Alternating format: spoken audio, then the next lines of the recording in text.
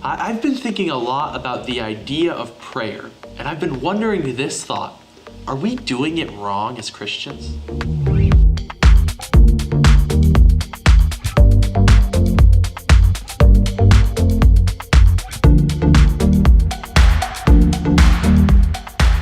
So this idea of prayer and are we doing it wrong? I think a great place for us to start would be, how does the world define prayer? And so let's start with Webster's Dictionary. Webster's Dictionary says, a solemn request or for help or expression of thanks addressed to a God or an object of worship.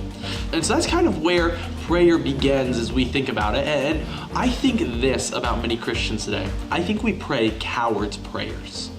I think we're scared to pray the way God has commanded us to pray. And so this is where the whole idea for me comes out of. I don't think prayer is about God. I think it's more about us. And I don't want to say that in a way that makes you think like, oh man, we have to pray to ourselves and things like that. But here's the reality. I think prayer is about us finding our hearts to align with God rather than trying to get God's heart to align with us. So God is already wants to bless you, wants to give you amazing things, wants to open up heaven.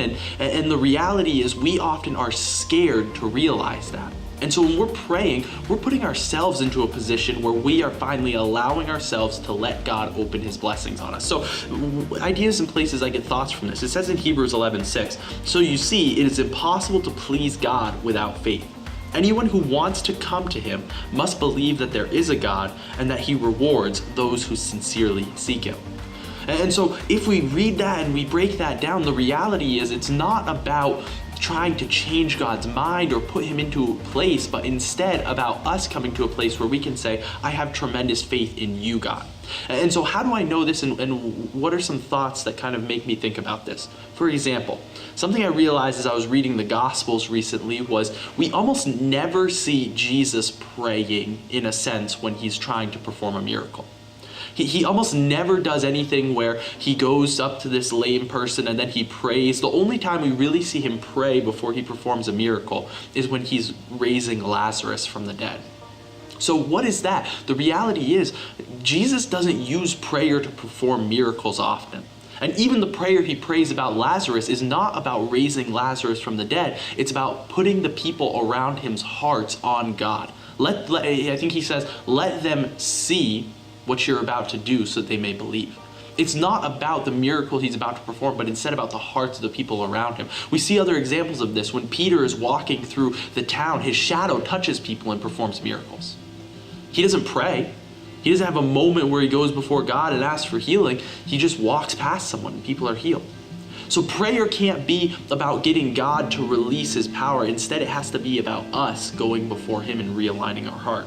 So I think we pray cowards' prayers. When we're sitting there and we're asking God to move in our lives, what we're praying is, God, please, please, like, God, change your mind. God, change your will. God, change this. The reality is God doesn't need his mind changed. We need our hearts aligned. It says, if we go back to that Hebrews passage, the last part of it is that God rewards those who sincerely seek him. It's not God rewards those who petition enough that they change his mind. It's God rewards those who look to align their hearts with him. When we see David being called a man after God's own heart, what does that mean? It means that God's will was so ingrained in him that he was pursuing what God wanted. And so I think those are kind of things that help us understand what prayer really is. And if we even take Jesus' example about what the Lord's Prayer is, he says, Our Father who art in heaven, hallowed be thy name, thy kingdom come, thy will be done on earth as it is in heaven. Give us this day our daily bread. Forgive us our trespasses as we forgive those who trespass against us. Deliver us from evil.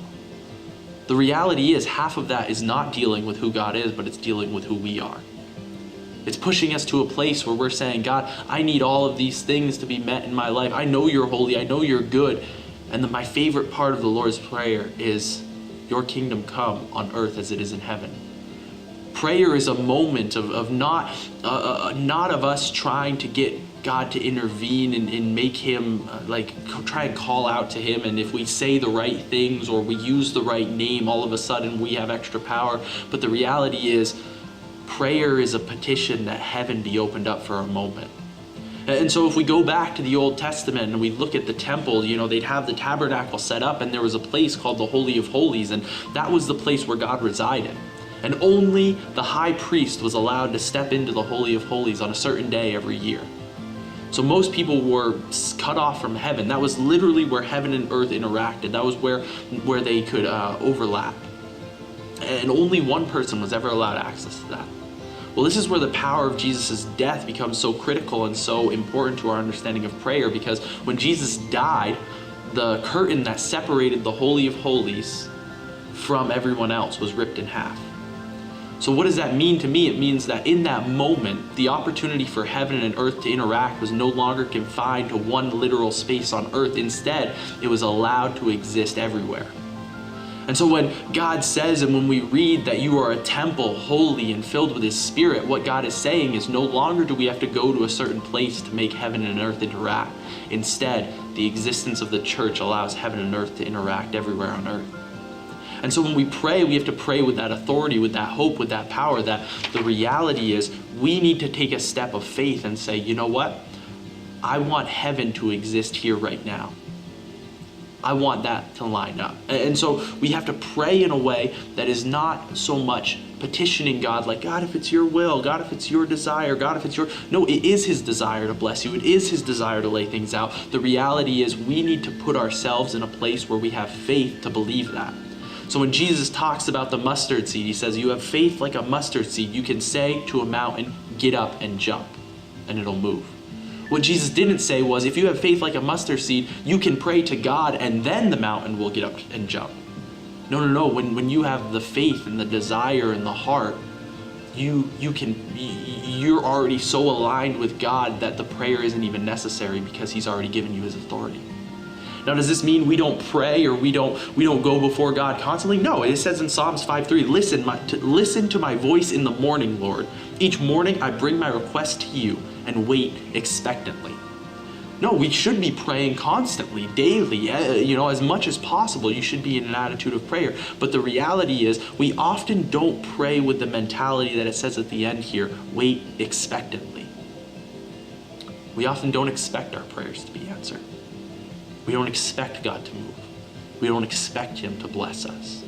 And so for me, as I wrestle through, what does it mean to pray? What does it mean to pursue God? What does it mean to find out who He is? The reality is I want my prayers not to be cowards' prayers, where I say, God, if it's your will, God, if it's your will, God, if it's your will. I know it's His will. I know it's His desire. Man, He says, which one of you who are earthly fathers, if your son asked for bread, would give him a stone? Man, I wouldn't. So how much more does our Heavenly Father love us? He wants to bless you. He wants you. He wants to lay these things on you. But when you don't come before Him expecting it, man, we lose the opportunity. When we come before Him with an attitude in our heart of hearts, deep down in our soul, where we might pray a bold prayer like, God, I know you're going to heal this person, but somewhere deep inside of us, we don't really believe it.